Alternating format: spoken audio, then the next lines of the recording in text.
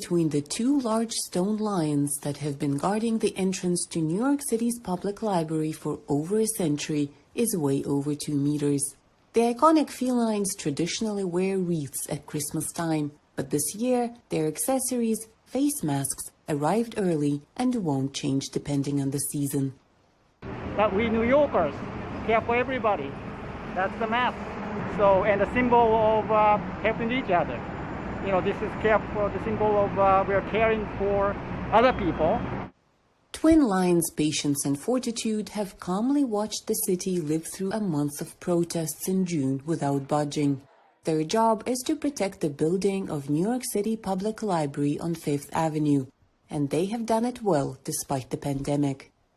Have you been in the library? I mean, to go to this library is like a temple. You know, there's all the artifacts of great works from the past. The rooms themselves are physically beautiful. The ceiling in the Rose Room is, it reminds me of the Sistine Chapel. Historian Ken Brown is one of over 3.5 million readers who come to New York City's public library. He used to come here every weekend to work until the coronavirus forced it to close. But now that the library reopened its doors on July 13th, Brown is back. To look at the handling of library materials specifically, and the recommendation is a 72-hour quarantine once those materials are returned. And so, currently we have about 250,000 items that are sitting in the homes of New Yorkers that will begin returning. People will begin returning those materials. And so we'll welcome those materials back, but we'll be quarantining all returned materials for 72 hours. The library managers have already returned to their workplace, but for readers, the process is much slower and much more gradual. At first, readers will only be able to pre-order the desired items and pick them up in the library branches.